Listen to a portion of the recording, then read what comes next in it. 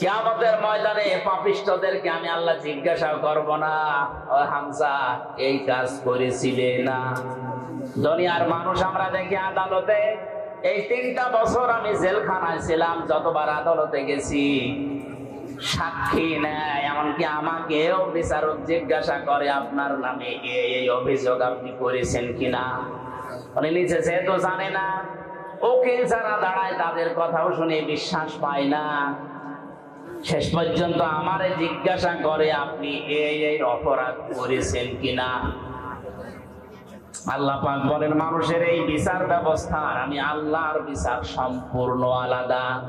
যেহেতু বিচারক ওই জায়গায় ছিল না, ওর অতীত বর্তমান ভবিষ্যৎ কিছু জানা নেই, এই জন্য জিজ্ঞাসা করি না এটা করেছেন কিনা, আমি আল্লাহর সব জানা আছে। এই জন্য কাউকে তার পাপের কথা আমি জিজ্ঞাসা করব না, ওর শরীরের ভেতরে ওই চিহ্ন ফুটিয়ে তুলবো। তাফসীরে 10 প্রকার মানুষের নাম আমি পেয়েছি।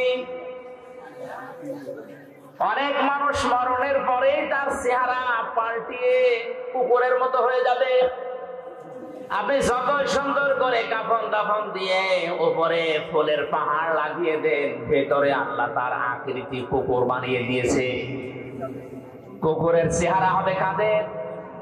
তাফসীরে আছে, মুফাসসিরিন ইকরাম জানিয়েছেন দুনিয়ায় কুকুরের স্বভাবকে, একটা কুকুরকে আপনি খাবার দেবেন, যা দিয়েছেন ও যদি মরণ পর্যন্ত খায় তাও শেষ হবে না। পাশেরটা যদি কিছু দেন হামলা দেবে। এক কথা বলছে না, কুকুরের এই চরিত্র, এই স্বভাব আজ বাংলাদেশে অনেকের ভেতরে আছে। নিজের যা সম্পদ আছে, যা উপার্জন করেছে, ও যদি মরণ পর্যন্ত খায় তাও শেষ হবে না, এরপরেও মানুষেরটা হামলা দেয়। এ ধরনের মানুষ দিন দিন কমে যাচ্ছে। হ্যাঁ, 15-20 বছরে আরো বেড়েছে। নিজের যা আছে আমার মনে হয় ওর 14 বংশ কোনদিন শেষ হবে না খেয়ে, এরপরেও পাশেরটায় হামলা দেয়। আল্লাহর কসম, কোরআনে কারিমের সূরা রহমানের এই আয়াত থেকে বলছি, মরণের পরে আপনার আকৃতি থাকবে না, যদি থাকে তাহলে কোরআনের এই আয়াত মিথ্যা হয়ে যাবে। এখন বলে না কেন? হ্যাঁ, এখানে সমস্যা আছে। ইউটিউবার যারা আছে যে ভিডিও করছে, এই কথাটা মনে হয় কাট করে কালকে ছেড়ে দেবে যে হুজুর কোরআন মিথ্যা হয়ে যাবে, এই কথা। আমি এটা বললাম, আমি করোনা নিয়ে একটা তথ্য দিয়েছিলাম ভোলাতে, এরা কাটসাট করে এমন ভাবে উপস্থাপন করেছে, রিমান্ডে আমার জিজ্ঞাসা করে আপনি এটা বলেছেন, অথচ আমি তো ওইটা বলতে চাইনি। আগের কথা পরের কথা কেটে দিয়ে এখানে বসাব করিবেন, না করিলে 50 টাকা দেবেন। বসাব যদি নাও লাগে টাকা বাঁচানোর জন্য করে শেষে ধরা খায়। আমার এই ধরা খাইয়েছে এরা, এই কাটসাট করে 2 মিনিট 2.5 মিনিট করে ছাড়ে, আর এইগুলো আমার রিমান্ডে জিজ্ঞাসা। অথচ ওই কথা তো আমার না, আপনি আগের কথা পরের কথা 1 ঘন্টা 1.5 ঘন্টা 2 ঘন্টা কথা বলি, এগুলো না দিয়ে মাঝখান থেকে 2.5 মিনিট দিয়ে দিলেন, ও আগে পরে কি আছে আমি তো জানি।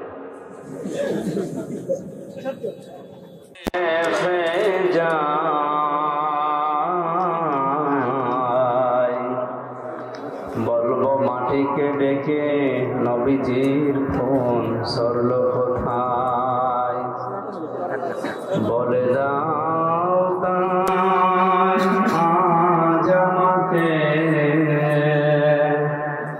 প্রতিশোধের দাবানল জ্বালাবো হেথায়, বরাবর ওলাম বিকামালিহি কাশাফাত রুজা বিজামালিহি হাসনাত জামিউ খিসালিহি সাল্লু আলাইহি ওয়া আলিহি আল্লাহুম্মা আমিন। ربنا ظلمنا أنفسنا وإن لم تغفر لنا وترحمنا لنكونن من الخاسرين। رب العالمين মধ্যম কুতুব দিয়া যুবক ব্যবসায়ী ভাইদের উদ্যোগে তাফসীরুল কোরআন মাহফিলে গণার বোঝা মাথায় নিয়ে হাজারো বান্দা বান্দি আমরা এই গভীর রজনীতে হাত তুলেছি। আজকের আশা বসা কোরআনের এই ময়দানের জন্য তুমি কবুল করে নাও। সওয়াব যদি দিয়ে থাকো কোটি কোটি করে বাড়িয়ে বিশ্ব নবী মুহাম্মদ রাসূলুল্লাহর রওজায় পৌঁছিয়ে দাও। ইয়া करम तो अगर करे वो बात जुबान को जो दिल पर असर करे। रब्बना तक़ब्बल मिन्ना इन्नका अंतस समीउल अलीम व तुब अलैना इन्नका अंतात तव्वाबुर रहीम। सुब्हान रब्बिका रब्बिल इज्जति अम्मा यसिफून व सलामुन अलल मुरसलीन वल्हम्दुलिल्लाहि रब्बिल आलामीन। সম্মানিত সভাপতি, কক্সবাজার পৌরসভা ১ নম্বর ওয়ার্ড আওয়ামী লীগের সম্মানিত সভাপতি জনাব আতিকুল্লাহ কোম্পানি, মাহফিলের প্রধান অতিথি, কক্সবাজার পৌরসভার সম্মানিত মেয়র, আমাদের অভিভাবক জনাব মাহবুবুর রহমান চৌধুরী, আতালাল্লাহু উমরাহু ওয়া বারাকাল্লাহু ফি হায়াতি। প্রধান মেহমান জনাব আক্তার কামাল আসাদ, বিশেষ অতিথি জনাব এহিয়া খান মোল্লা, নজরুল ইসলাম, আব্দুল কাদের সওদাগর, নিজামউদ্দিন কোম্পানি, মকসুদ আরব কোম্পানি। সম্মান মর্যাদা দেওয়ার মালিক আল্লাহ। দুনিয়ায় তাদেরকে আল্লাহ সম্মান দিয়েছেন, এই সম্মান যেন দুনিয়া আখিরাতে ধরে রাখতে পারে আল্লাহ তৌফিক দান। এতক্ষণ যারা আলোচনা করলেন মাওলানা আশরাফ বিন মোবারক বগুড়া, মাওলানা হাফিজুর রহমান জিহাদি ঝিনাইদহ, মাওলানা মামুনুল করিম, মাওলানা মুফতি মহিউদ্দিন, মাওলানা মুফতি সাইফুল ইসলাম, মাওলানা জামাল হুসাইন, মাওলানা আক্তার হোসেন সহ নামনা উলামা ইকরাম, সামনে বসা মুসলমান ভাইরা, পর্দার আড়ালে সম্মানিত মা এবং বোনেরা, প্রশাসনের ভাইরা, প্রাণ প্রিয় কক্সবাজারবাসী, দল মত জাতি বর্ণ ধর্ম নির্বিশেষে কোরআনে কারীম শোনার জন্য যারা এসেছি খুশি হয়ে বলছে আলহামদুলিল্লাহ। আল্লাহ রাব্বুল আলামিন বলেন হাদা বায়ানুল লিন্নাসি ওয়া হুদাউ ওয়া মাউইযাতুল লিল মুত্তাকিন। এ কোরআন আমি বিশ্বের মানুষের জন্য বায়ান হিসাবে, বক্তব্য হিসাবে, বর্ণনা হিসাবে নাযিল করেছি। আরবি গ্রামার অনুযায়ী লাম 13টা অর্থে ব্যবহার হয়। তার অন্যতম অর্থ হচ্ছে লাম ব্যবহার করা হয় জীবিত মানুষদের জন্য। কাদের জন্য? কোরআনে কারীম আল্লাহ নাযিল করেছে জীবিত মানুষদের জন্য। তাহলে এর বক্তব্য বর্ণনা যা কিছু আছে, যতদিন জীবন আছে আপনার ততদিন লাগবে। বিশেষ করে বাংলাদেশ, ভারত, পাকিস্তান এই 3টা দেশের মানুষ পাল্টিয়ে ফেলেছে এই কথাটাকে। আমরা অনেকে কোরআন পড়ি তো মানুষ মারা গেলে, মানুষ মরে গেলে কোরআন পড়া দরকার, মরে গেলে কোরআন পড়া না পড়া ওর জন্য সমান, যদি ওর কোরআনের উপরে দুনিয়ায় আমল না থাকে। এই জন্য পড়া লাগবে, তার সামনে বোঝানো লাগবে, বক্তব্য বিবৃতি দেওয়া লাগবে ওই পর্যন্ত যতক্ষণ ওর জীবন আছে। কি আছে? এ তথ্য কোন শব্দের দ্বারা পেলাম? লামের দ্বারা। কিসের দ্বারা? এই জন্য এখন থেকে এই সিদ্ধান্ত আমাদের নেওয়া লাগবে যে আমরা কোরআন পড়বো, বোঝাবো, এর বক্তব্য বিবৃতি দেব কাদের সামনে? জীবিত মানুষ, না মৃত মানুষ? হে নবী, কোরআনকে আমি বর্ণনা, বক্তব্য, উপদেশ হিসাবে জীবিত মানুষদের জন্য দিয়েছি। এর ভিতরে 2টা জিনিস আছে, অবদান, পথ নির্দেশিকা আছে, মাউইযাতুন, উপদেশ আছে তাদের জন্য, লিল মুত্তাকিন, যারা ভদ্রলোক, যারা তাকওয়া অবলম্বন করেছে, যারা আল্লাহকে ভয় করে চলে। কোরআনের উপদেশ কাজে লাগবে তাদের, কোরআনের পথ নির্দেশিকা মেনে নেবে তারা যারা আল্লাহর ভাষায় ভদ্রলোক। কি লোক? আমরা জানি শয়তান ভদ্র না অভদ্র? বলেন বলেন। হযরত আদম নবীকে আল্লাহ যখন সৃষ্টি করলেন ৬০ হাত লম্বা, ৩৬ থেকে ৪০ হাত প্রায় মোটা, সেজদা দিতে বলেছিলেন। ফেরেশতারা সবাই এক বাক্যে রাজি ছিল। রাজি ছিল না শুধুমাত্র ইবলিস, শয়তান। ৯৫০ বছর ইবাদতের কারণে আল্লাহর উপরে খুশি ছিলেন। শেষ পর্যন্ত গোলামত বানিয়ে বলেছিলেন শুধু মাথাটা নিচু করো, এইটা সেজদা হিসাবে ধরে নেওয়া হবে। ও মাথা না দিয়ে আগে লাগিয়েছে পা।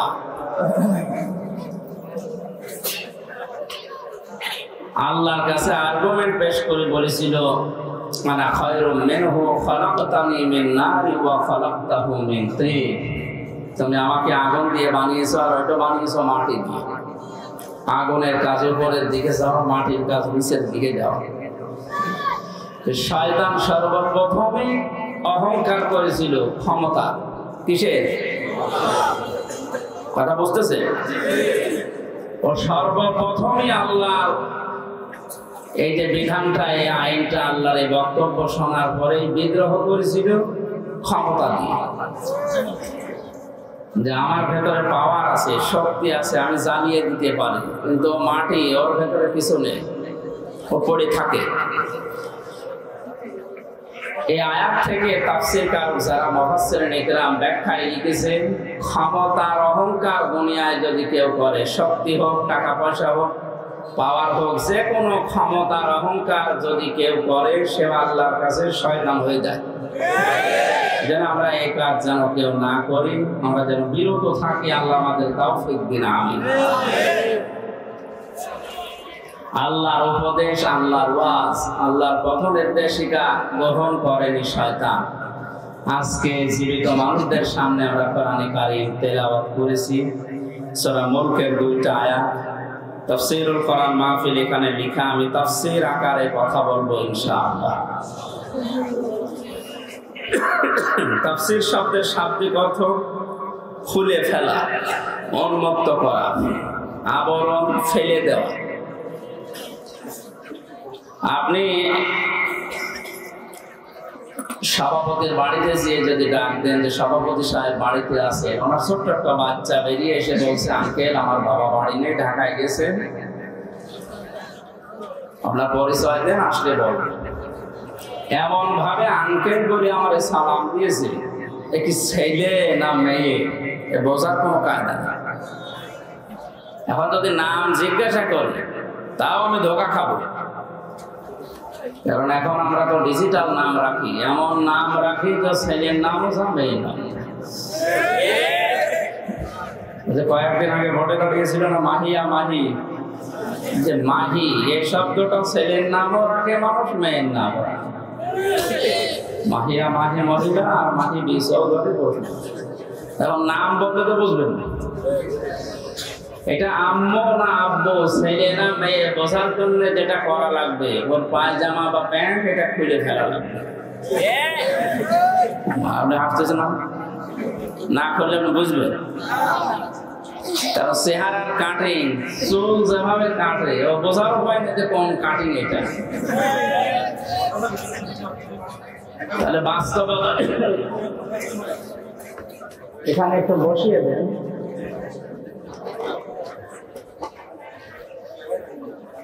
তাহলে এর যে আবরণ দেওয়া আছে, পায়জামা প্যান্ট লুঙ্গি যাই বলেন, এটা যদি খুলে ফেলেন, এবার আপনি টের পাবেন যে এটা ছেলে না মেয়ে, আম্মু না আব্বু। কথা বলেন ঠিক কিনা? কোরআনে কারীম জীবিত মানুষদের সামনে ব্যাখ্যা, বিশ্লেষণ, তাফসীর যদি করা হয়, তাফসীর মানে খুলে ফেলা। আমাদের ভেতরে শিরক, বেদাত, কুফরি, জুলুমের রোগ দিয়ে, জুলুমের আবরণ দিয়ে যারা নিজেদের পরিবার, সমাজ, রাষ্ট্রকে ঢেকে রাখেন, কোরআনের তাফসীর করলে আবরণগুলো খুলে যায়। দেশের মানুষ দেখতে পায় এটা হচ্ছে শিরককারী, এটা জুলুমকারী, এটা কুফরি, এটা বেদাতকারী। এই জন্য ইসালে সওয়াব সহ বিভিন্ন অনুষ্ঠান যেগুলো হয় 63 দিন ব্যাপী, কোনো সমস্যা না। খালি ঝামেলা হয় তাফসীরুল কোরআন মাহফিল লিখলে, কারণ জানে যে তাফসীর মাহফিল করলে আমি যে শিরকের যে জুলুমের যে কুফরের আবরণ দিয়ে ঢেকে অন্তত চলাফেরা করছে এ খুলে যাবে। মানুষ তখন বুঝবে এই তো 2 নম্বর, এই জন্য ঝামেলা। তারপরে এটা না লিখে ওয়াজ মাহফিল লিখে দিতেন।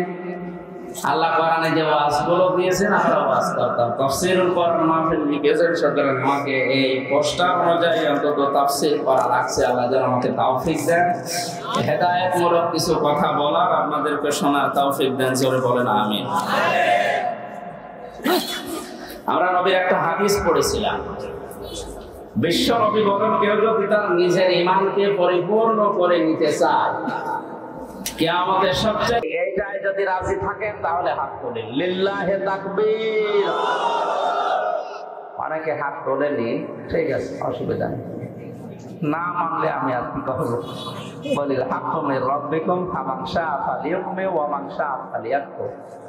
হে নবী, আপনি হক কথাগুলো বলেন, যার ইচ্ছা হয় সে মানুষ, যার ইচ্ছা হয় সে কুফরি করুক। ইন্না আতাদনা লিয-যালিমিনা নারা, জালেমদের জন্য আমি আগুন তৈরি করে রেখেছি। সুতরাং আমার দায়িত্ব হচ্ছে সঠিক কথাগুলো সঠিকভাবে তুলে ধরা, আর আপনার দায়িত্ব হচ্ছে ওই কথাগুলো নিয়ে বাড়িতে চিন্তা ভাবনা করা। লাস্তা আলাইহিম বিমুসাইতির, হে নবী, আপনাকে আমি দারোগা পুলিশ করে দুনিয়ায় পাঠাইনি যে মানুষ পিটিয়ে হেদায়েত করা লাগবে, অত দরকার নেই। আমার যতটুকু দায়িত্ব আছে আমি পৌঁছিয়ে দেব। সেই কুষ্টিয়া থেকে এসেছি কোরআনের দাওয়াত নিয়ে হেদায়েতমূলক কথা বলতে। আল্লাহ কপালে যদি হেদায়েত দিয়ে থাকেন আপনি ধন্য। আর যদি আপনার মন মানসিকতা কোরআন থেকে হেদায়েত নেওয়ার মতো না থাকে, আল্লাহ জোর করে আপনাকে আল্লাহর ওলি বানাবে, আল্লাহর অত দায় পড়ে। বিশরে হাফি আবুল বাশারের কথা আমি পড়েছি ইতিহাসে। লোকটা মদখোর ছিল, জেনা ব্যভিচার করে বেড়াত, বন্ধুদের সাথে যাচ্ছিল। হঠাৎ বিসমিল্লাহির রহমানির রহিম লেখা একটা কাগজ পেয়েছে। কাগজটা হাতে নিয়ে বারবার চমা খায়, শুধু আরবি লেখা। এই কারণে বন্ধুদেরকে ডাক দিয়ে বললেন, যাও তোমরা মদের আড্ডা খানায় যাও, ফার্স্ট কোয়ার্টারে যাও, আজকে আমি আর যাব না। দৌড় দিয়ে বাড়িতে গিয়ে মাকে ডাক দিয়ে বলে, মা দেখেন তো এই কাগজের ভেতরে কার নাম লেখা, আমি তো পড়তে পারি না। মনে হচ্ছে আরবিতে লেখা। মা কোরআনে কারীম পড়তে পারতো, কাগজ হাতে নিয়ে দেখে লেখা বিসমিল্লাহির রহমানির রহিম। 19টা অক্ষর আছে আয়াতের ভেতরে। কোন মানুষ যদি সওয়াবের নিয়তে একবার বিসমিল্লাহ পড়ে 190টা নাকি আল্লাহ সঙ্গে সঙ্গে লিখে দেন। সুবহানাল্লাহ। আমাদের সম্পর্ক বিসমিল্লাহর সাথে। কিসের সাথে? বিসমিল্লাহর বাইরে যদি কারো সম্পর্ক থাকে, আপনি তার সাথে সম্পর্ক রাখলে মরবেন। বাশারের মা চোখের পানি ফেলে দিয়ে ডাক দিয়ে বলে, রব্বুল আলামিন, তুমি কি আমার বাশারকে কবুল করেছো নাকি?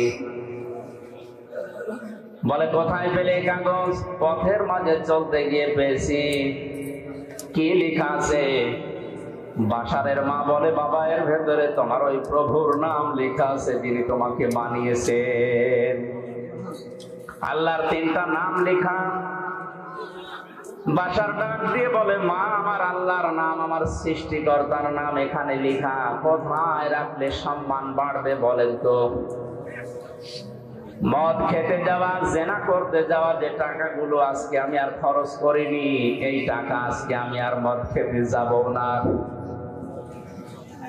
বাজারে গিয়ে মখমলের কাপড় কিনেছে, আল্লাহর এই 3টি নাম করে সুন্দর করে বেঁধেছে, মাথার উপরে রেখে সারাদিন তাকে রেখে সারা রাত পাহারা দিচ্ছে, আল্লাহর নাম কেউ যেন ক্ষতি করতে না পারে। হঠাৎ তার ঘুম এসে গেছে। ঘুমের ভেতরে কে যেন ডাক দিয়ে বলছে, বাশার পথের মাঝখান থেকে তুলে এনে আমার নামকে যেভাবে সম্মান দিলে, আমিও তোমার নামকে আজকে সাধারণ মানুষের ভেতরে আর না, আমার বিশেষ বিশেষ বান্দাদের সাথে আমার কোরআনে কারিমের আয়াতকে সম্মান দেওয়ার কারণে তোমার নামটা আমার বিশেষ বান্দাদের সাথে লিখে দিলাম। শুধুমাত্র বিসমিল্লাহ শরীফকে সম্মান দেওয়ার কারণে মহান আল্লাহ তার এই মনের দিকে তাকিয়ে কোরআনে কারিমের মাধ্যমে তার হেদায়েত দিয়ে এমন জায়গায় পৌঁছিয়েছিলেন, বাশার বিশরে হাফিয়ে তিনি মস্ত বড় আল্লাহর ওলি পর্যন্ত হয়েছিলেন। আজ এই ময়দানে যারা কোরআনে কারিম আমরা শুনতে এসেছি, আপনার যদি মন তৈরি না হয় যে আমি ভালো হব, কোরআন থেকে হেদায়েত নেব, আর আল্লাহ জোর করে আপনাকে হেদায়েত দেবে, আমার আল্লাহর অত দায় পড়ে নাই। এখানে গুরুত্বপূর্ণ আর একটা কথা কয়েক মিনিটে বলি, মানে তাবাআল হুদা বিগাইরিল কুরআন আদাল্লাহুল্লাহ। তাই ভালো করে শুনুন, আল্লাহর নবী বলে, এটা মুসলিম শরীফের হাদিস, কোন মানুষ যদি কোরআন বাদ দিয়ে পৃথিবীর কোন জায়গায় হেদায়েত পাওয়ার জন্য, ভালো হওয়ার জন্য যায়, আল্লাহ নিজে দায়িত্ব নিয়ে তাকে গোমরা বানিয়ে দেয়। আলেম না এখানে? আল্লাহ নবী দল্লা শব্দ দিতে পারতেন, আদাল্লাহ দিয়েছেন। দল্লা শব্দের শাব্দিক অর্থ হচ্ছে নিজেই নিজেকে পথ ভ্রান্ত করা, নিজেই পথ হারিয়ে ফেলা। আর আদাল্লাহ শব্দের ভাবে ফাআল থেকে আসার কারণে বাংলা অর্থ দাঁড়াবে আপনি নিজে হয়তো ভালো হবার নিয়তে গিয়েছিলেন, কিন্তু কোরআনে কারিম, কোরআনের কর্মসূচি, কোরআনের নিয়ম নীতি সেখানে ছিল না। এই জন্য আল্লাহ নিজে দায়িত্ব নিয়ে আপনাকে আল্লাহ নিজে আরো খারাপ বানিয়ে দেবে। এই হাদিস থেকে বাস্তব যেটা আমার এই চোখে ধরা পড়ছে, কোরআনে কারিম যেই দলে নেই, কোরআনে কারিম যেই দরবারে নেই, কোরআনে কারিম যেই পীরের কাছে নেই, ওখানে যদি কেউ ভালো হওয়ার নিয়তেও যায়, আল্লাহ নিজে তাকে খারাপ বানাবে। এই জন্য আদাল্লাহ শব্দ দিয়েছে। হেদায়েত দেওয়ার একচ্ছত্র মালিকানা নবীজির। কার? বলেন বলেন। তিনি যদি বলেন যে আমি তোকে নিজে গোমরা করে দেব, পথ ভ্রান্ত করে দেব, পথ ভ্রষ্ট করে দেব, কক্সবাজারবাসী বলেন কে আপনাকে হেদায়েত দিয়ে জান্নাতের পথ দেখাবে? আল্লাহ। আপনি কোন জগতে আছে? ভালো করে শুনতে বলছি। শাব্দিক অর্থ এটা ভাবে ইফআল থেকে আসার কারণে আদাল্লাহুল্লাহ, আল্লাহ নিজে দায়িত্ব নিয়ে, তিনি ফাইল, এখানে তিনি কর্তা, নিজে দায়িত্ব নিয়ে আপনাকে গোমরা বানাবে, খারাপ বানাবে। আর আগে যদি বিড়ি না খেতে, যেখানে কোরআন নেই ওখানে গেলে আপনি বিড়ি খাবে। তার বাস্তব প্রমাণ আমার কুষ্টিয়ার লালনের মাজা। কত মানুষ বিভিন্ন জেলা থেকে যায়, মনে করে যে আল্লাহর ওলি, অথচ কোরআন ওখানে চলে না। এই কথা বলে না কেন? ওখানে মন মন গাঁজা পাওয়া যায়। আর অধিকাংশ মানুষ থাকে মানে উল্টা পাল্টা, নারী নিয়ে যা তা করে, এরপরে লাল পানি মানি খায়। একবার রাত 9টার সময় যে দেখে একজনকে দুধ খাওয়াচ্ছে, বললাম ভাই কি করে? এর গায়ে তো কোনো পোশাক আশাক নেই। তো পোশাক নেই তা দেখি, এ আল্লাহর ওলি, এর ভেতরে মাল আছে। মাল যা আছে তা তো দেখা যাচ্ছে।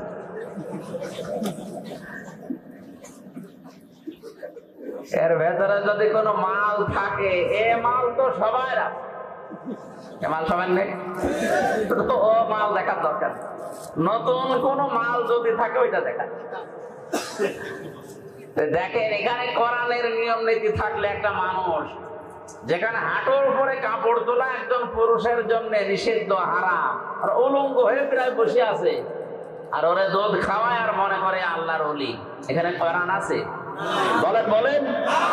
অথচ মানুষ যারা যায় ভালো হওয়ার নিয়েতে অনেকে যায়, যে আল্লাহর ওলির দরবারে যাচ্ছে, যাবার পরে দেখা যায় আরো খারাপ হয়। আগে যদি বিড়ি না খেত এখন বিড়ি খায়, আগে গাঁজা খেত না এখন গাঁজা খায়। এজন্য আজকের এই ময়দান থেকে সিদ্ধান্ত নেওয়া লাগবে, কোরআন যেখানে নেই ওই দল যদি আমার বাবাও প্রতিষ্ঠা করে আমি ওখানে যাব। যেই দরবারে কোরআন চলে না ও দরবার যদি আমার বাবার দরবার হয় তারপরও আমি যাব না। যদি যাই আমাকে খারাপ বানিয়ে দেবে কে? এ দোষ কার? কারণ কোরআন নেই, তুই ওখানে গেলি কেন? শ্বশুরকে বাবা বলা যায় আছে না? আন্দাজে বলেন কেন শ্বশুরকে বাবা বলতে সমস্যা কি? আজকেও তো শ্বশুর কল দিয়েছিলাম আগের পর, আমি বললাম আব্বা কেমন আছে, জায়েজ না থাকলে আমি বলতাম, আপনি আন্দাজে দিতেছেন না। তো শ্বশুরকে বাবা বলা জায়েজ আছে, কিন্তু নিজের বাবার সামনে যদি বারবার শ্বশুরকে বলেন আব্বা জান আব্বা জান, আর এইটা কে আমি চিনি না, আপনার বাবার রাগ হওয়ার সম্ভাবনা হবে না? কোরআন পাঠিয়েছে আল্লাহ হেদায়েত দেওয়ার জন্য। হাযা বায়ানুল লিন-নাস হুদা ওয়া মাউইযাতুল লিল মুত্তাকিন যালিকাল কিতাবু লা রাইবা ফীহি হুদাল লিল মুত্তাকিন।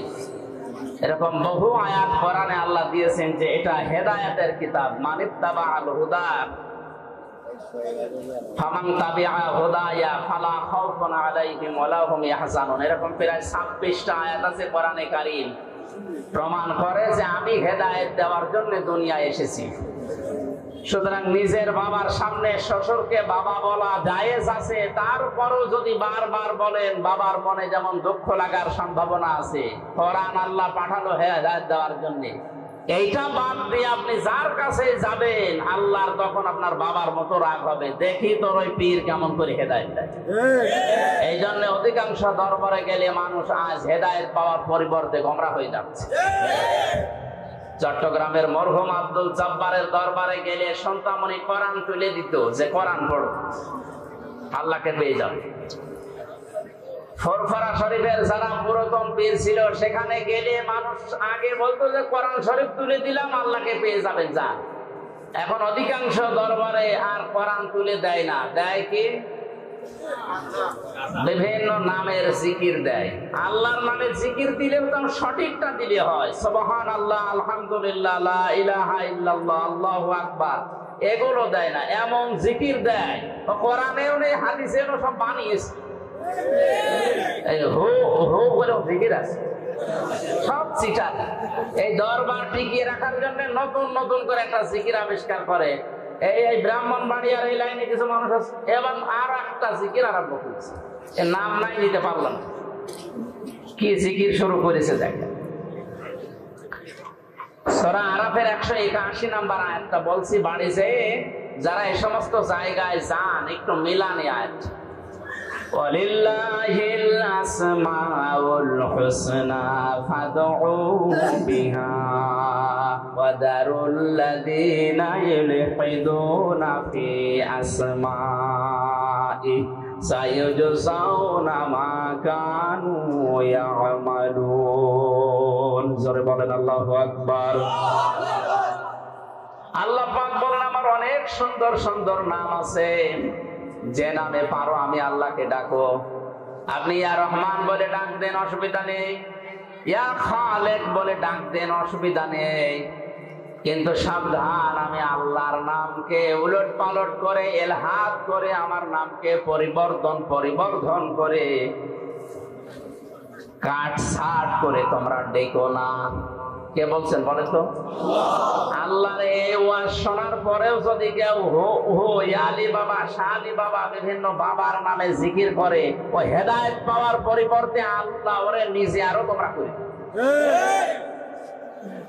সুতরাং সিদ্ধান্ত যদি নিতে পারেন যে আজকের তাফসীর থেকে যেটা শুনবো আমি মেনে নেব, তাহলে কোরআন আপনাকে পথ দেখাতে পারে। সে ক্ষমতা কোরআনের আছে না? কোরআনের ক্ষমতা নেই?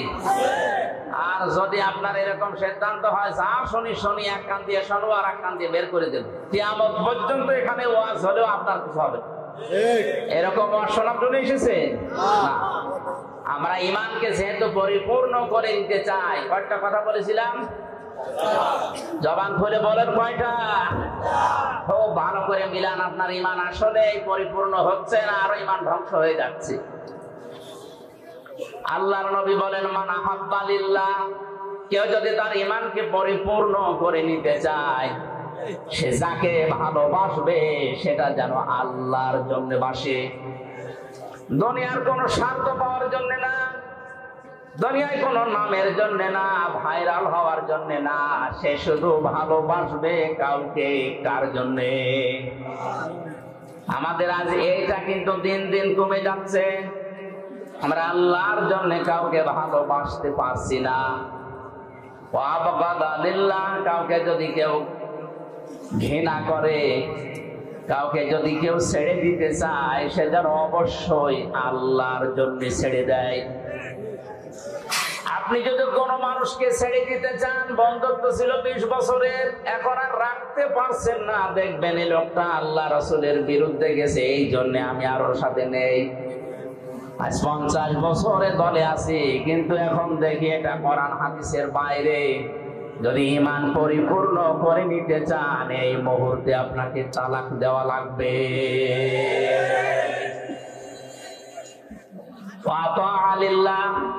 কাউকে কিছু যদি দেন, দান করেন, হাদিয়াও দেন, এটা শুধু আল্লাহর জন্য দেওয়া লাগবে। আজ আমরা অনেক কিছু দিতেছি, দান করছি, কিন্তু সব দলীয়করণ এই লাইনে চলে গেছে। আমি যে ঈমান পরিপূর্ণ করে নেওয়ার জন্য আল্লাহর জন্য দেব, এই মন মানসিকতা আমাদের নষ্ট হয়ে যাচ্ছে। অমানা আলিল্লাহ, আপনি যদি নিষেধ করেন কাউকে দিতে, কাউকে দেবেন না, এইটাও হওয়া লাগবে শুধুমাত্র আল্লাহর জন্য। নবীজি বলেন, কথাগুলো যদিও ছোট ছোট, এই 4টা কথা যাদের মগজ আছে মাথায়, তামাম দুনিয়া দেখবেন এর ভেতরে লুকিয়ে আছে। আমার তো মনে হয় এই 4টা কথায় নবীজি যা জানাতে চেয়েছেন, আমার যতদিন হায়াত আল্লাহ দিয়েছেন, আমি এই 4টা পয়েন্টের উপরে যদি কথা বলি, আমার জীবনই শেষ হয়ে যাবে। সব এর ভেতরে আছে। আপনি কাউকে ভালোবাসবেন আল্লাহর জন্য, কাউকে ঘৃণা করবেন আল্লাহর জন্য, কাউকে দান করবেন আল্লাহর জন্য, দান করা থেকে বিরত থাকবেন আল্লাহর জন্য, তাহলে দুনিয়ায় থাকে কি? এই 4টা গুণ যদি কেউ অর্জন করে, নবীজি বলেন ফাকাদ ইসতাকমালাল ঈমান। এই আরবি গ্রামার যারা জানে, ফা ব্যবহার হয় 19টা অর্থে। কয়টা? 19টা। এর 13 নাম্বার কায়দাতে আছে, বারাকাত মান থেকে দেখবেন। এই ফা ব্যবহার করার নিয়ম হচ্ছে, আগের যে বর্ণনা নবীজি করছিলেন বা আপনি করছিলেন, এই কথাগুলো যদি কেউ মেনে নেয়, তাহলে পরের কথায় ফা দিয়ে গ্যারান্টি দেওয়া হচ্ছে। এরপরে আবার কদ আছে, কদ মানে নিশ্চয়, অবশ্যই। নবীজি বলেন ফাকাদ ইসতাকমালাল ঈমান। এই 4টি গুণ যদি কেউ দুনিয়ায় অর্জন করে, ও যেন ওর ঈমানকে পরিপূর্ণ করে নিল। জোরে বলেন আল্লাহু আকবার। আমি সহ যারা শুনলাম, এখন থেকে এই হাদিসটার উপরে যেন আমল করতে পারি, নবীজি আল্লাহ তাওফীক দিন। জোরে বলেন আমিন। সূরা মুলক থেকে 2টা আয়াত পড়েছি। জবান খুলে তাফসীর শোনার নিয়তে, শয়তান যদি আশপাশে থাকে যেন চলে যায়। বল, আউযু বিল্লাহি মিনাশ শাইতানির রাজীম। বিসমিল্লাহির রহমানির রহিম।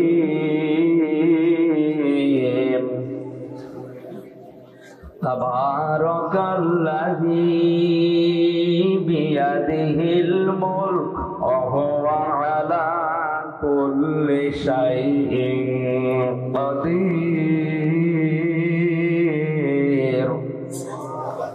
আল্লাযী খালাকাল মাউতা ওয়াল হায়াতা লিয়াবলুয়াকুম আইয়ুকুম আহসানু আমালা ওয়া হুয়াল আজিজুল গফুর।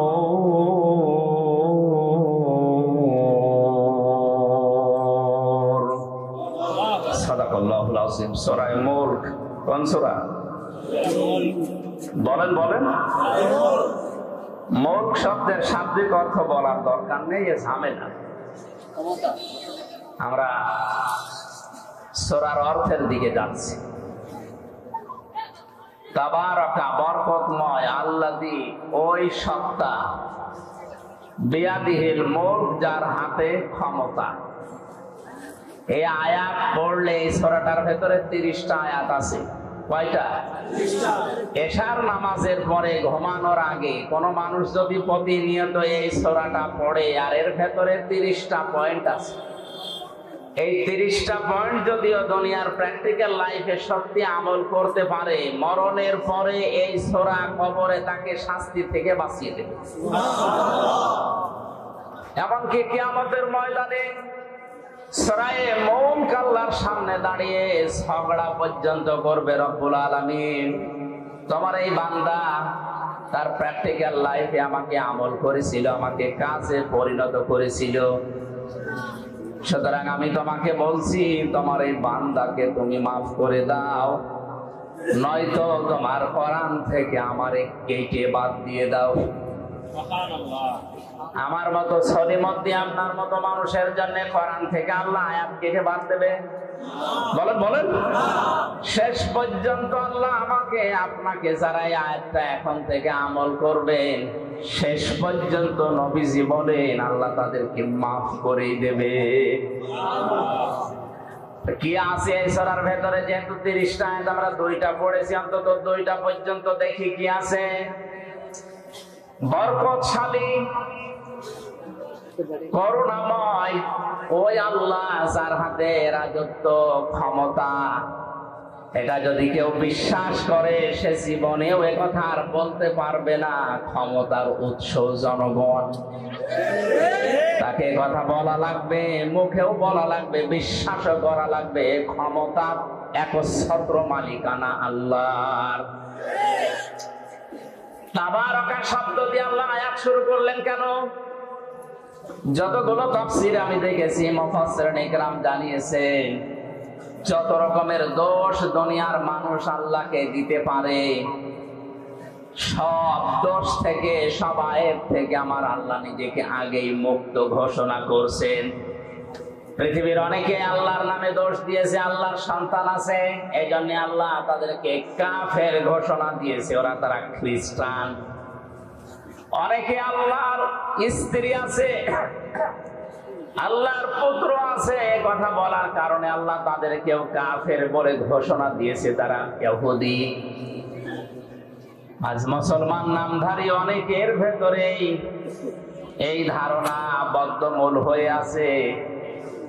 ইহুদি খ্রিস্টানরা সরাসরি আল্লাহকে সন্তান, স্ত্রী আছে এই দোষ দেয়। আমরা নামধারী মুসলমানেরা হয়তো আল্লাহর সন্তান আছে, স্ত্রী আছে, এই কথা বলি না, কিন্তু বলি আল্লাহর সাথে আমার বাবাও আছে। কবরে যে লোকটা শুয়ে আছে এর উপরে এত বেশি বিশ্বাস করে মানুষ, মনে হয় আল্লাহ ওর থেকে অনুমতি নিয়ে তারপরে কোনো কাজ করবে।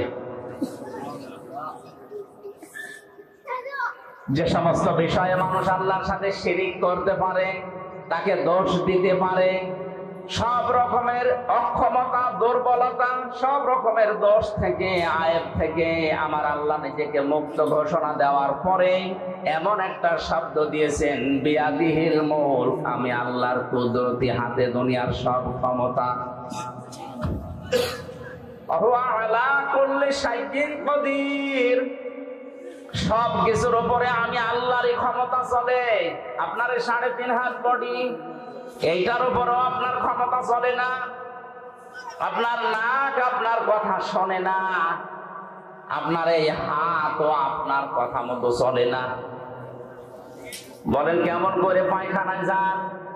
যে যদি বলেন আমি কিন্তু এই দেশের মন্ত্রী, কোন দুর্গন্ধ যেন আমার নাকে না আসে, নাক বলবে বেটা যদি বাঁচতে চাস আগে আমার চেপে ধর। কথা বলছে না কেন? নাক আপনার কথা শোনে না। আপনার শরীরের অঙ্গ প্রত্যঙ্গ গুলোই তো শুনছে না, এমনকি কিয়ামতের ওই কঠিন ময়দানে অঙ্গ প্রত্যঙ্গ যারা আল্লাহর আইনের বিরুদ্ধে ব্যবহার করেছে এগুলো তাদের বিরুদ্ধে সাক্ষ্য হয়ে দাঁড়াবে। জোরে বলেন নাউজুবিল্লাহ। আল্লাহ রাব্বুল আলামিন বলেন, আল-ইয়াওমা নাখতিমু আলা আফওয়াহিহিম ওয়া তুকাল্লিমুনা আইদিহিম ওয়া তাশহাদু আরজুলুহুম বিমা কানু ইয়াকসিবুন। সূরা ইয়াসিনের 5 নম্বর আয়াতে আছে, কিয়ামতের দিন আল্লাহ মানুষের মুখের উপরে মোহর লাগিয়ে দেবে, সেলাই করে দেবে। হাত আল্লাহর সাথে কথা বলবে। আইদিহিম দিয়ে আল্লাহ শুধুমাত্র এই হাত বোঝাননি, হাত মানে বিভিন্ন রকমের হাত দুনিয়ায় মানুষের চলতে গেলে থাকে। কথা বলে না, কত রকমের হাত দুনিয়াতে আপনি ব্যবহার করেন। কেউ এই হাত ব্যবহার করছে, কেউ টাকা পয়সার হাত ব্যবহার করে, কেউ ক্ষমতার হাত ব্যবহার করে। দুনিয়ায় যে হাত ব্যবহার করে আপনি আল্লাহর বিরুদ্ধে, মানবতার বিরুদ্ধে অবস্থান নিয়েছিলেন, কিয়ামতের দিন ওই হাতগুলো আপনাকে আল্লাহর বিরুদ্ধে সাক্ষী দেওয়ার জন্য, আপনার বিরুদ্ধে আল্লাহর কাছে সাক্ষী দেওয়ার জন্য দাঁড়াবে।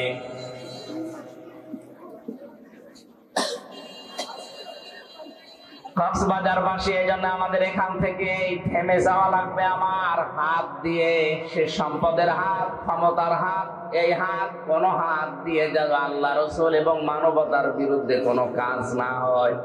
আজকে হয়তো অনেককেই দেখতে পাচ্ছি, কিন্তু চোখ বন্ধ করার পরে আমার সাথে থাকা দূরের কথা, কেউ আমার সাথে থাকতেও চাইবে না। কোরআনে কারীম জানিয়েছে, ওয়াকুল্লুহুম আতিহি ইয়াউমাল কিয়ামাতি ফারদা।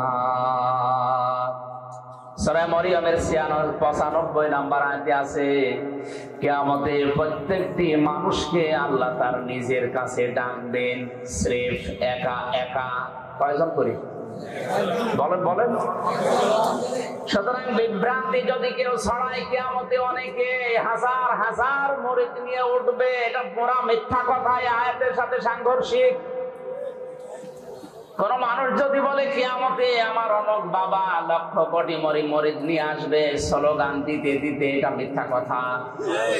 আল্লাহর কোরআন জানিয়েছে কিয়ামতে প্রতিটি মানুষ উঠবে কয়জন করে, বলেন বলেন। ফাইদা নুফিখা ফিস সূরি ফালা আনসাবা বাইনাহুম ইয়াউমাইযি ওয়ালা ইয়াতাসাআলুন। সূরা মুমিনুনের ভেতরে আল্লাহ বলেন, যখন সিংহায় ফুৎকার দেওয়া হবে, যত রকমের সম্পর্ক আছে মানুষের সাথে, সব সম্পর্ক কাট হয়ে যাবে। রক্তের সম্পর্ক হোক, আত্মীয়তার সম্পর্ক হোক, দলীয় সম্পর্ক হোক।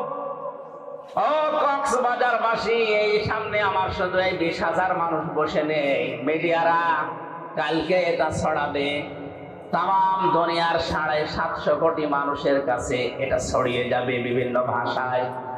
সবাইকে সামনে নিয়ে বলছি, কিয়ামতের ময়দানে সব সম্পর্ক কাট হয়ে যাবে।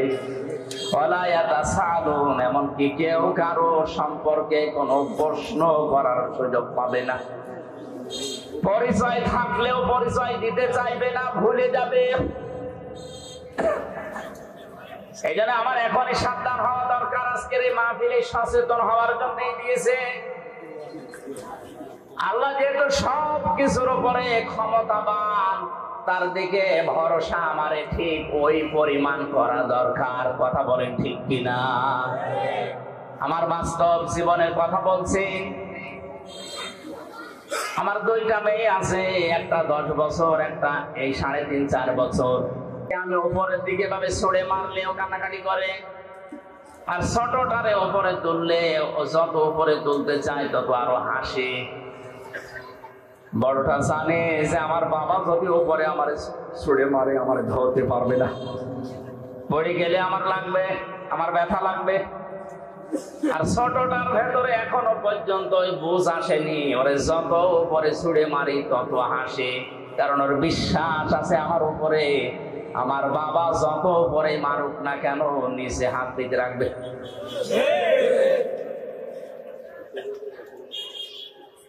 এই যে আলা করলে সাইয়্যিন কাদির, সব কিছুর উপরে আল্লাহর ক্ষমতা চলে, আল্লাহর উপরে তাহলে কিভাবে ভরসা করা দরকার।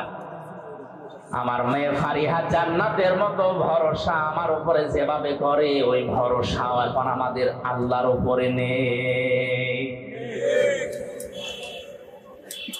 আল্লাহ রাব্বুল আলামিন তখন তার ক্ষমতার কথা, ভরসার কথা, দোষ ত্রুটির মুক্তির কথা বলছিলেন। এই যে বিয়াদিহিল মুলকের ভেতরে লক্ষ লক্ষ কথা তাফসিরে আছে, হঠাৎ করে আল্লাহ আলোচনার ধরন পাল্টিয়ে ফেললেন। তার ক্ষমতার কথা, নির্দোষের কথা, পত পবিত্রর কথা, এগুলো বলতে বলতে আল্লাহ সব পাল্টিয়ে আলোচনার ধরন পাল্টিয়ে দিয়ে বললেন, এবার মানুষের জীবন এবং মৃত্যু সংক্রান্ত ভয়ঙ্কর দুইটা তথ্য আল্লাহ দিয়েছেন। জবান খুলে বলেন, আল্লাযী খালাকাল মাউতা ওয়াল হায়াতা লিয়াবলুয়াকুম আইয়ুকুম আহসানু আমালা ওয়াল আজিজুল গফুর। আজকে নতুন একটা তথ্য আয়াত থেকে আপনাদেরকে শোনাবো, শেষের দিকে একটু তাফসীর শেষ হোক।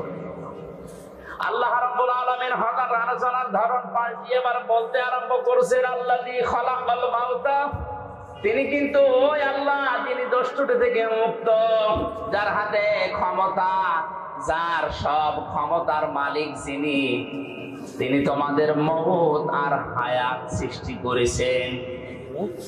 আমাদের মউত আর হায়াত বানিয়েছেন কে? আয়াতের সর্বপ্রথম শব্দ কিন্তু আল মাউতা, মাউত দিয়ে।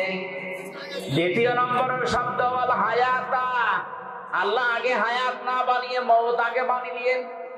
মুফাসসিরিন ইকরাম লিখেছেন, দুনিয়ার মানুষ একথা মনে প্রাণে 100 ভাগ বিশ্বাস করো যে তুমি আর যাই করো না কেন মরা লাগবে।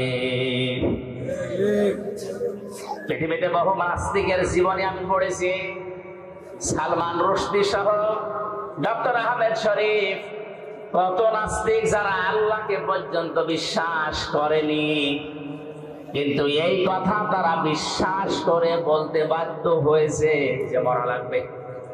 কি করা লাগবে? 6665টা আয়াত পর্যন্ত অনেকে অস্বীকার করেছে, এখনো করছে, ভবিষ্যতেও করতে পারে।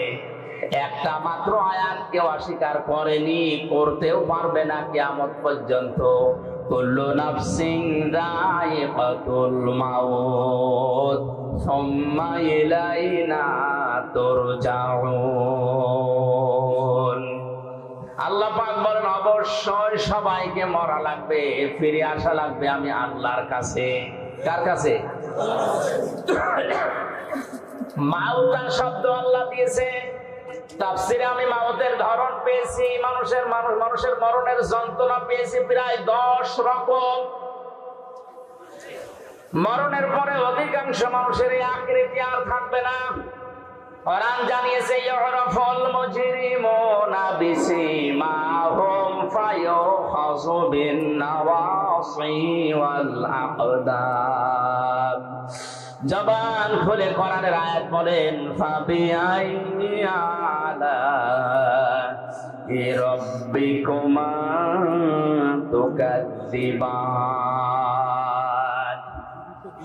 কিয়ামতের ময়দানে পাপিষ্ঠদেরকে আমি আল্লাহ জিজ্ঞাসা করব না, ও হামজা এই কাজ করেছিলে না? দুনিয়ার মানুষ আমরা দেখি আদালতে, এই 3টা বছর আমি জেলখানায় ছিলাম, যতবার আদালতে গেছি সাক্ষী নেয়, এমনকি আমাকেও বিচারক জিজ্ঞাসা করে আপনার নামে এই অভিযোগ আপনি করেছেন কিনা। উনি নিজে যেহেতু জানে না, উকিল যারা দাঁড়ায় তাদের কথাও শুনে বিশ্বাস পায় না, শেষ পর্যন্ত আমারে জিজ্ঞাসা করে আপনি এই অপরাধ করেছেন কিনা। আল্লাহ পাক বলেন, মানুষের এই বিচার ব্যবস্থা আমি আল্লাহর বিচার সম্পূর্ণ আলাদা। যেহেতু বিচারক ওই জায়গায় ছিল না, ওর অতীত বর্তমান ভবিষ্যৎ কিছু জানা নেই, এই জন্যে জিজ্ঞাসা করি না এটা করেছেন কিনা। আমি আল্লাহর সব জানা আছে, এই জন্য কাউকে তার পাপের কথা আমি জিজ্ঞাসা করব না, ওর শরীরের ভেতরে ওই চিহ্ন ফুটিয়ে তুলব। তাফসীরে 10 প্রকার মানুষের নাম আমি পেয়েছি। অনেক মানুষ মরণের পরেই তার চেহারা পাল্টিয়ে কুকুরের মতো হয়ে যাবে। আপনি যতই সুন্দর করে কাফন দাফন দিয়ে উপরে ফুলের পাহাড় লাগিয়ে দেন, ভেতরে আল্লাহ তার আকৃতি কুকুর বানিয়ে দিয়েছে। কুকুরের চেহারা হবে কাদের? তাফসীরে আছে, মুফাসসিরিনে কেরাম জানিয়েছেন, দুনিয়ায় কুকুরের স্বভাবকে, একটা কুকুরকে আপনি খাবার দেবেন, যা দিয়েছেন, ও যদি মরণ পর্যন্ত খায় তাও শেষ হবে না।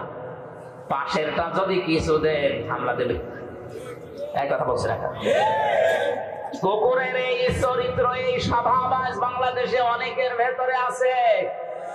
নিজের যা সম্পদ আছে, যা উপার্জন করেছে, ও যদি মরণ পর্যন্ত খায় তাও শেষ হবে না, এরপরেও মানুষেরটা হামলা দেয়। এ ধরনের মানুষ দিন দিন কমে যাচ্ছে। হ্যাঁ, 15-20 বছরে আরো বেড়েছে। নিজের যা আছে আমার মনে হয় ওর 14 বংশ কোনদিন শেষ হবে না খেয়ে, এরপরেও পাশেরটায় হামলা দেয়। আল্লাহর কসম, কোরআনে কারিমের সূরা রহমানের এই আয়াত থেকে বলছি, মরণের পরে আপনার আকৃতি থাকবে না, যদি থাকে তাহলে কোরআনের এই আয়াত মিথ্যা হয়ে যাবে। এক কথা বলে না কেন? এখানে সমস্যা আছে। ইউটিউবার যারা আছে, এই যে ভিডিও করছে, এই কথাটা মনে হয় কাট করে কালকে ছেড়ে দেবে যে হুজুর কোরআন মিথ্যা হয়ে যাবে, এই কথা।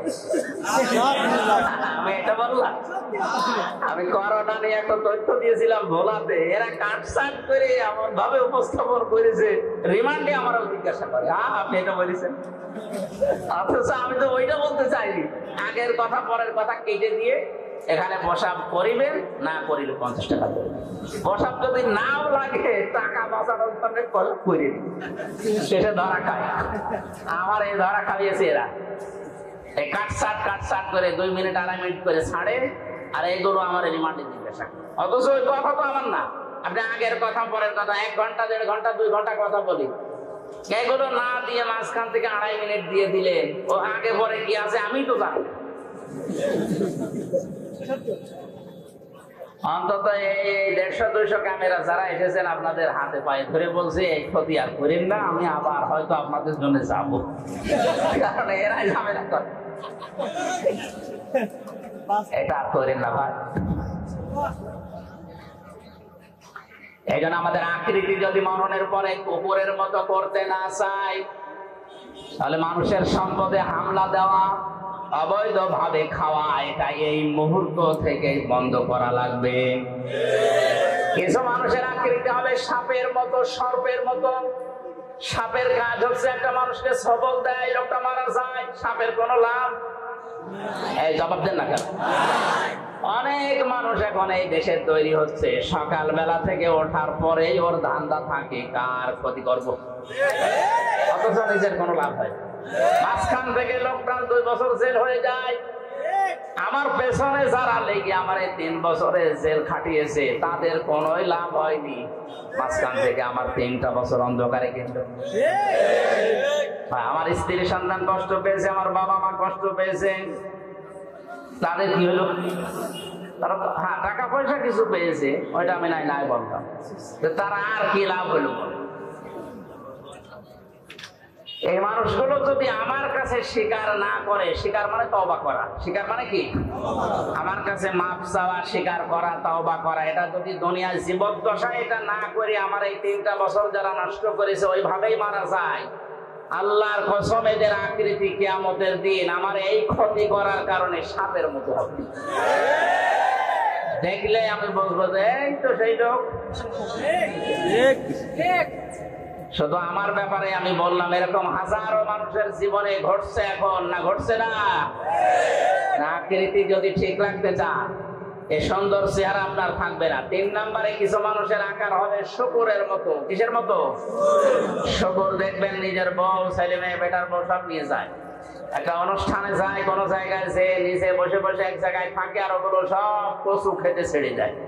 কার সাথে কি করছে আল্লাহ ছাড়া কেউ জানে না। কত মানুষের চরিত্র আছে তাকান, নিজের বউ যদি সুন্দর হয় দিশাই পায় না করবে, আরো সুন্দর করে সাজায়, মানুষকে দেখায় যে জিনিস আমার আছে, জিনিস আছে। আপনি নিজে দেখেন, মানুষ দিয়ে দেখানোর দরকার কি?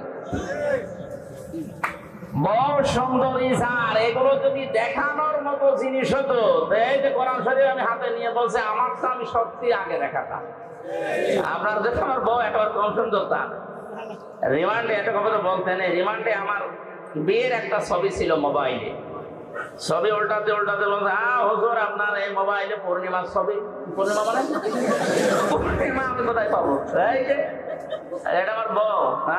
হুজুর এত সুন্দর বউ কি করে পাইল? এই বউ দাঁড়ান তুলে নিয়ে আসবো। এই শেষ পর্যন্ত আরো ঘটনা যা ঘটার ঘটেছে। সম্মানিত ভাইরা, বউ দেখানোর জিনিস না, এটা দেখার জিনিস। মেয়ে লোকের এই চেহারা, এই সৌন্দর্য শুধুমাত্র তার স্বামীর জন্য, তার বাবার জন্যও না। এক কথা বলেন না কেন? যে বাবা জন্ম দিয়েছে ওই বাবার জন্য যদি এই সৌন্দর্য উপভোগ করা জায়েজ না থাকে, শুধু স্বামী বাদ দিয়ে, তাহলে দুনিয়া আর কার জন্য জায়েজ হয়? আপনি আবার বিবেক দিয়ে বলেন। এরপরও যদি কেউ নিজের বউকে, নিজের যুবতী মেয়েকে আরো সুন্দর করে সাজিয়ে প্রদর্শন করে যে জিনিস আমার আছে দেখো, কিয়ামতের দিন আপনার এই আকৃতি থাকবে না, আপনি শুকর হয়ে উঠবেন। জোরে বলেন নাউযুবিল্লাহ। কত মানুষ আল্লাহওয়ালা দেখতে মনে হয়, নামাজ পড়ে, তাহাজ্জুদের নামাজ পর্যন্ত পড়ে, কিন্তু বাড়িতে পর্দার ব্যাপারে উদাসীন, কিছু মনেও করে না। আমার জেলাতে একবার ম্যাট্রিক পরীক্ষা দিতে নিয়ে যাবে মেয়েকে, এই 16 বছর 17 বছর বয়স এরকম যুবতী মেয়েকে ম্যাট্রিক পরীক্ষা দেওয়ার জন্য বাবা এই ভ্যানের পেছনে বসে ঘন্টা দিয়ে 10 মিনিট আল্লাহ করছে, আর মেয়েকে সামনে বসিয়েছে। আমি মোটরসাইকেল নিয়ে সামনে দিয়ে যাচ্ছিলাম, ডাক দিয়ে বলছে, মুরব্বী এইভাবে আছেন একেবারে সব কিছু ঢেকে? বলছে, বাবাজি দিনকাল ভালো না, কার মেয়ের দিকে নজর দেয় বলা যায় না, এই জন্য আমি আল্লাহ আল্লাহ করছি। সামনে এটাকে আমার মেয়ে পরীক্ষা দিতে যাচ্ছে, তা আপনি সামনে ক্ষেপণাস্ত্র ফিট করে রেখেছেন আর পড়ছেন সুবহানাল্লাহ, আলহামদুলিল্লাহ, আল্লাহ, এ কাজ হবে? আগে ওইটা ঢাকে, আপনার মাথায় পাগড়ি দেওয়ার দরকার নেই, পাগড়ি ওই মেয়ের মাথায়। এই জন্য আকৃতি যদি শুকরের মতো করতে কেউ না চান, এই মুহূর্তে নিজের বউকে, নিজের বোনকে, বেটার বউকে, নিজের মেয়েকে পর্দার ভেতরে নিয়ে আসে। আপনাকে বাঁচার জন্য আমি বললাম, এরকম 10 প্রকার আছে, আমি সবগুলো বলতে পারছি না। কয়টা পর্যন্ত করবো? 12টা না শেষ করবো?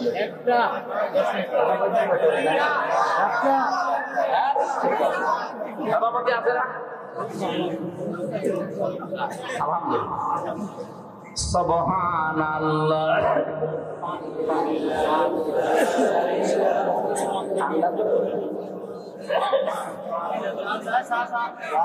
নিয়ে আসার দরকার নেই, এটা থাকলে দেন, না থাকলে থাক। হ্যাঁ ঠিক আছে। সুবহানাল্লাহ, আলহামদুলিল্লাহ, লা ইলাহা ইল্লাল্লাহ, সুবহানাল্লাহ, আলহামদুলিল্লাহ, লা ইলাহা ইল্লাল্লাহ।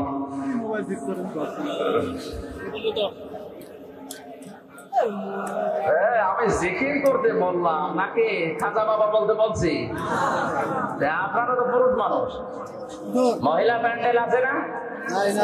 ওই জায়গায় যদি যে বলতাম যে জিকির করেন, ওরা এমন আওয়াজ দিত, এর বেশি 3 গুণ আওয়াজ হইত। আমি তো মহিলা প্যান্ডেলের জিকির চট্টগ্রাম বিভাগে বিভিন্ন জায়গায় হয়, এগুলো দেখেছি। জিকির করতে বললাম, আপনারা যেখানে জিকির করছেন এখানে পুরুষ মানুষ আছে তো? দেখেন তো আগে, দেখেন কি হলো, দেখেন না কেন? পুরুষ নেই, জিকির করে সুবহানাল্লাহ।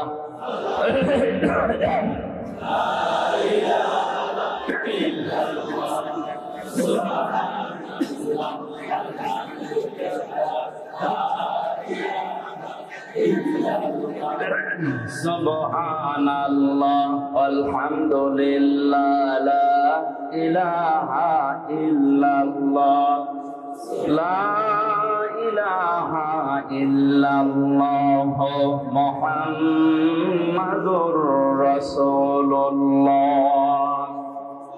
আমার ভাইরা একটু খেয়াল করে শোনেন, মাউতা শব্দ দেওয়ার পরে আমার আল্লাহ প্রথম নাম্বারে দিয়েছেন এই জন্যে যাই করেন মরা তো লাগবে, আর মরণের যন্ত্রণা এত তীব্র এত কঠিন।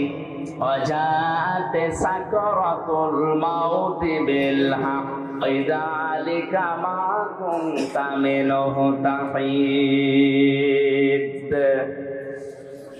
আল্লাহ রাব্বুল আলামিন বলেন, পৃথিবীর সব কিছু তোমার দৃষ্টিতে মিথ্যা হতে পারে, কিন্তু মরণের যন্ত্রণা হক, এটা সত্য। আমরা জানি হযরত ইদ্রিস নবী আলাইহিস সালামের জীবনী পড়েছি, আমি তাফসীরের ভেতরে দেখেছি হযরত ইদ্রিস নবী আলাইহিস সালাম তিনি শখ করে একবার মৃত্যুবরণ করতে চেয়েছিলেন। ডাক দিয়ে বলে রব্বুল আলামিন, আজরাইল ফেরেশতা আমার কাছে এসে তার সাথে আমার বন্ধুত্ব আছে, কথাবার্তা হয় আমার সাথে, আমি মরতে চাই, তার মানে মরণের যন্ত্রণা কেমন এটা আমি একটু দেখতে চাই। তুমি আজরাইলের সাথে আমার বন্ধুত্ব আরো গাঢ় করে দাও। আল্লাহ রাব্বুল আলামিন কোন বিষয়ে যদি সিদ্ধান্ত নেন, বলেন কোন ফায়াকুন, সঙ্গে সঙ্গে হয়ে যায়। ফেরেশতা আজরাইলের সাথে তার বন্ধুত্ব হয়ে গেল। হাদিসটা যদিও জয়ীফ, দুর্বল, আমি শুধু শিক্ষার জন্য বলছি। ডাক দিয়ে বলে ফেরেশতা, আল্লাহ আপনার সাথে আমার বন্ধুত্ব তৈরি করে দিয়েছে, আমিও বন্ধুত্ব করেছি, কিন্তু এটা টিকিয়ে রাখতে হলে কয়েকটা কথা আপনার শোনা লাগবে বন্ধু হিসাবে। এক নম্বরে, আমি মৃত্যুবরণ করে দেখতে চাই যে মরণের যন্ত্রণা কেমন। ফেরেশতা বলে, রব্বুল আলামিন কার কাছে পাঠিয়েছো বন্ধুত্ব করার জন্য? এটা পুরা ভেজাল, মরে দেখতে চাই কেমন লাগে। আল্লাহ পাক অর্ডার দিলেন, তিনি বললেন হ্যাঁ আমাকে মারবেন, কিন্তু মরণের পরে আবার আমার রূহ ফিরিয়ে দেবেন, আমাকে আবার জীবন দিয়ে দেবেন। তাফসীরে এসেছে তিনি যে শখ করে মৃত্যুবরণ করেছিলেন, কেমন যন্ত্রণা পেয়েছিলেন জানেন? একটা জিন্দা ছাগলকে চামড়া ছিলে লবণ লাগিয়ে দিলে যেমন কষ্ট হয়, ওইরকম কষ্ট পেয়েছিলেন। পৃথিবীর সর্বশ্রেষ্ঠ মানুষ যিনি, আল্লাহর পরে যার স্থান, আমাদের নবী মুহাম্মদুর রাসূলুল্লাহ সাল্লাল্লাহু আলাইহি ওয়াসাল্লাম, তিনি ওই মরণের যন্ত্রণা থেকে রেহাই পাননি। বারবার তার শরীর শুকিয়ে যাচ্ছিল, ঘেমে যাচ্ছিল, ঘামগুলো মুছিয়ে দেয় হযরতে ফাতেমা, হযরতে আয়েশা, আবার ঘেমে যান। মরণের যন্ত্রণা যখন শুরু হয়ে গেছে, হযরতে আজরাইল তার দরজায় এসে কড়া নাড়া দিয়েছে। ফাতেমা তো জহরা দরজায় যাওয়ার পরে দেখলেন বিশাল আকৃতির একজন দাঁড়িয়ে আছে। ভয়ে দৌড় দিয়ে বাবার কাছে আসলেন, ডাক দিয়ে বলে, বাবা এমন একটা মানুষকে দেখলাম জীবনে ওর আগে আমি দেখি নাই। এর মাথা আকাশের দিকে, পা জমিনের সাথে, এত উঁচা এত লম্বা। নবীজি চোখের পানি গড়িয়ে পড়লো, ডাক দিয়ে বলে, মা ফাতেমা, এটা দুনিয়ার কেউ না, এটা তোমাকে এসেছে এতিম বানাতে, এটা ফেরেশতা আজরাইল, আসতে দাও। সালাম দেওয়ার পরে ভেতরে প্রবেশ করলেন, ডাক দিয়ে বলে, ইয়া রাসূলুল্লাহ, আল্লাহ পাক আমাকে পাঠিয়েছেন দুইটা খবর পাঠানোর জন্য। আপনি যদি যেতে চান আমি নিয়ে যাব, যদি না যেতে চান আপনি থাকতে পারবেন। নবীজি বললেন, আজরাইল আমি যদি থাকতে চাই কতদিন থাকতে পারবো? ফেরেশতা বলে, হ্যাঁ আপনি যতদিন ইচ্ছা ততদিন থাকতে পারবেন। তারপরে কি? মরা লাগবে। তারপরে কি? কারণ হচ্ছে আল্লাযী খলাকাল মাউতা, আল্লাহ সর্বপ্রথম বানিয়েছেন মউত। আপনি আল্লাহর প্রিয়, আল্লাহর বন্ধু, আল্লাহর দোস্ত, আল্লাহর হাবিব, সব ঠিক আছে, আপনি যতদিন থাকতে ইচ্ছা করেন ততদিন থাকতেও পারবেন, কিন্তু ফাইনাল কথা মরা লাগবে। নবীজি বললেন, আজরাইল মরায় যদি লাগে তাহলে জনসর দুনিয়ায় থেকে আমার আর লাভ নেই। মহান আল্লাহ যদি আমার অপেক্ষায় অপেক্ষমান থাকে তারা আমাকে নিয়ে চলো। আজরাইল বলেন, আমি শুধু হাতটা তার বুকের উপরে রাখলাম। বিশ্বনবী ডাক দিয়েই বললেন, আজরাইল তাড়াতাড়ি তোমার হাত আমার বুকের উপর থেকে সরাও, মনে হচ্ছে উহুদ পাহাড় আমার বুকের উপরে রেখে দিয়েছো। কক্সবাজারবাসী বলে, যে লোকটা জীবনে কোনোদিন হাত তুলে মোনাজাত করলে আল্লাহ ফেরত দেওয়া দূরের কথা, মনের ভেতরে আকাঙ্ক্ষা আসলে যার দোয়া কবুল হয়ে গেছে।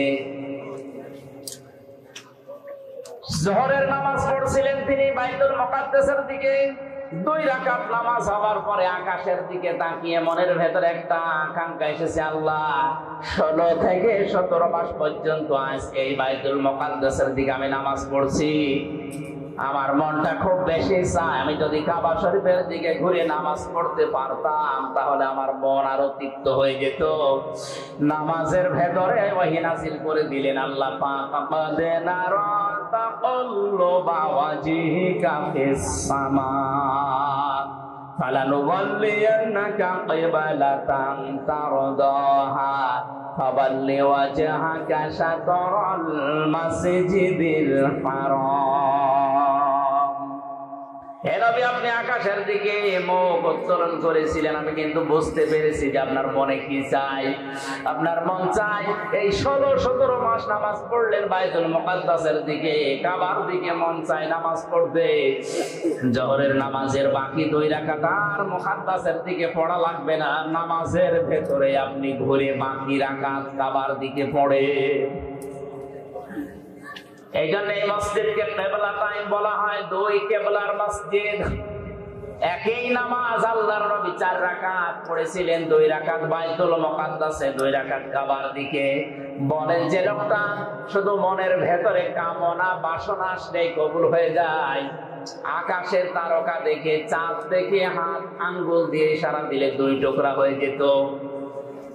5 জমিন থেকে তুললে ওটা সঙ্গে সঙ্গে আরশে চলে যেত। এত বড় পাওয়ার ছিল, সম্মান ছিল যার। এই লোকটার মরণের যন্ত্রণা যদি আজরাইলের হাত রাখার পরে এমন তীব্র হয়, আমাদের কিছুই হবে না।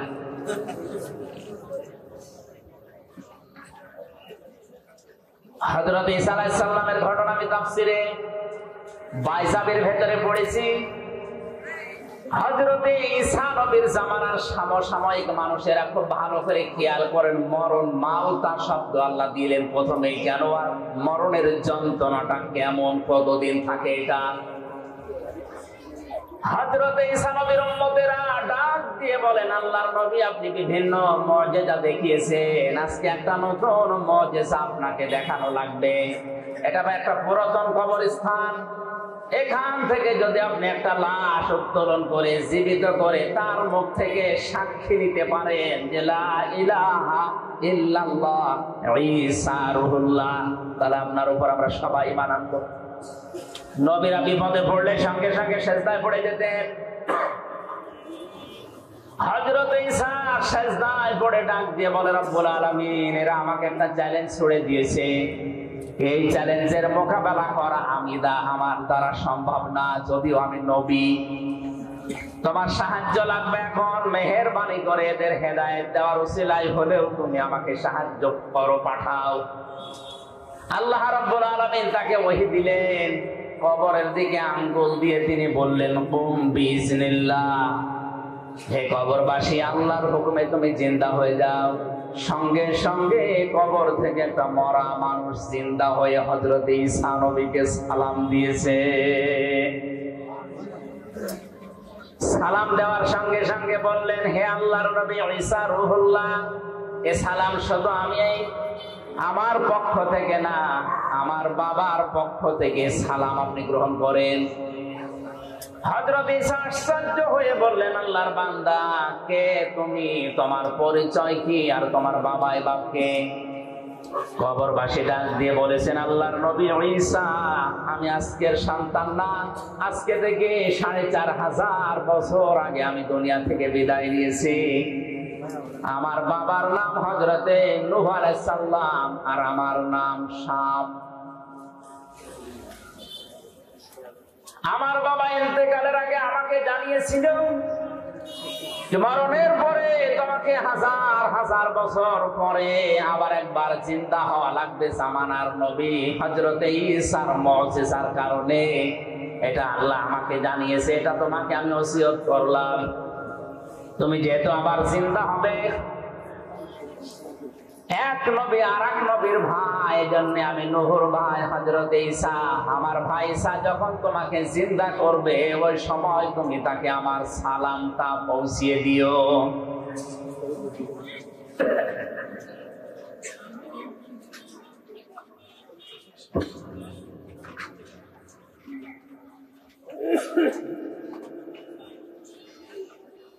হযরতে ঈসা রূহুল্লাহ আশ্চর্য হয়ে বললেন, শাম, তুমি ৪৫০০ বছর কবরে আছো, কিছু আশ্চর্য কথা আমার একটু শোনাও। শাম বলে, ঈসা রূহুল্লাহ, হে আমার চাচা যান, কারণ এক নবী আর এক নবীর ভাই, এই হিসাবে আপনি আমার বাবার ভাই, আপনি আমার চাচা। আপনাকে আমি দুটা সত্য কথা আমার জীবন থেকে শোনাচ্ছি।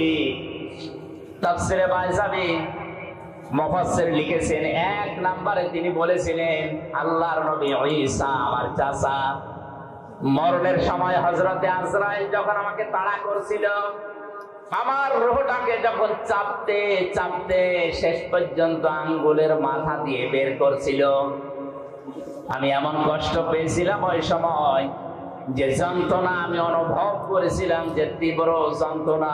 ৪৫০০ বছর এই কবরে পড়ে আছি, এখন ওই যন্ত্রণা আমার শরীর থেকে যায়নি, এখনো ব্যথা করে।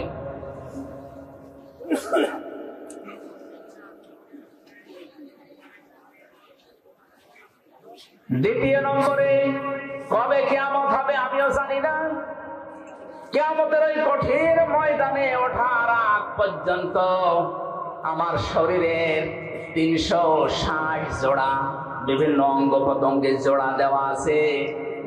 এই জোড়াগুলো আমার এখনো পর্যন্ত এই ৪৫০০ বছরের ভেতরে মনে হয় এখন কে যেন আমাকে পিটিয়েছে।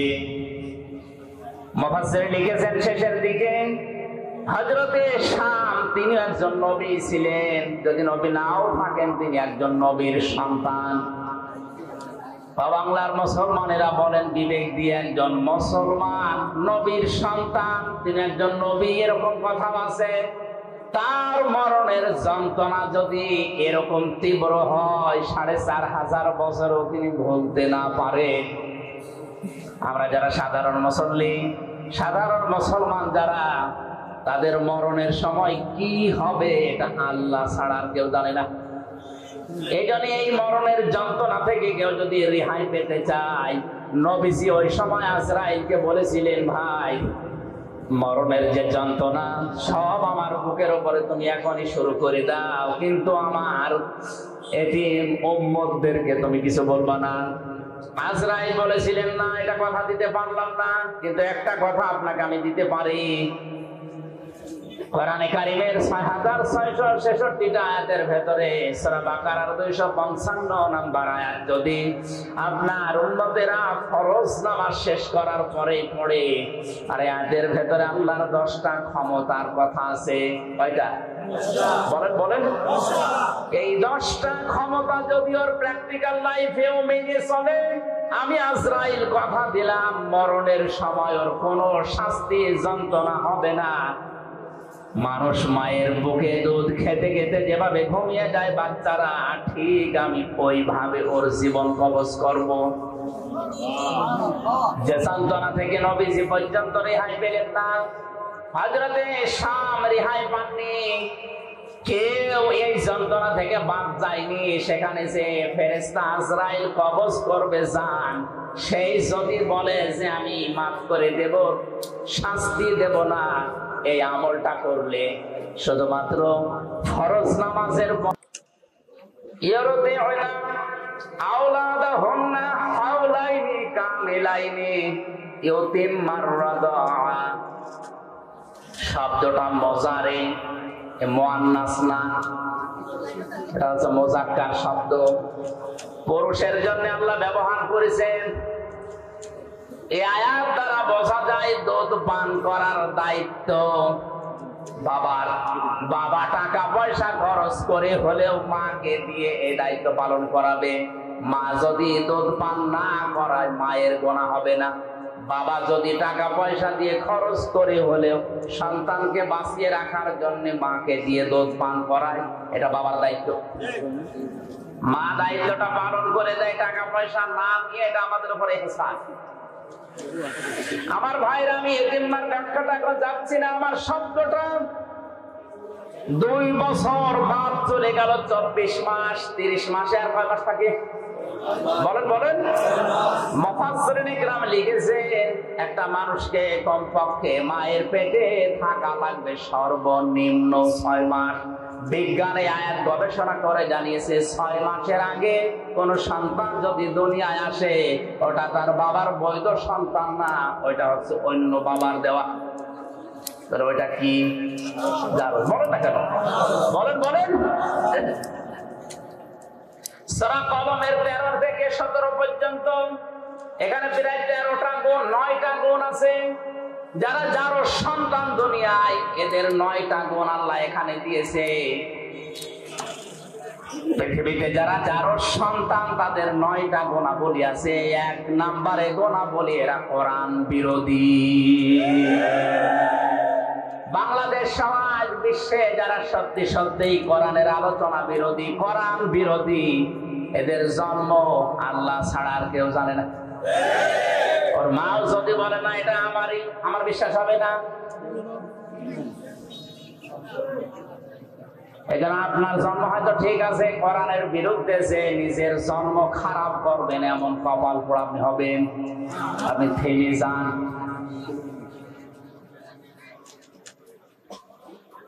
মায়ের পেটের ভেতরে এই জন্য 6 মাস থাকাই লাগবে। এক একটা শব্দে লক্ষ লক্ষ কথা আছে, আমি খুব তাড়াতাড়ি সংক্ষেপ করছি। 3 নম্বরে আলমে দুনিয়া, এই যে জগতে আমরা আছি, 60, 70, 80 বছরের হায়াত।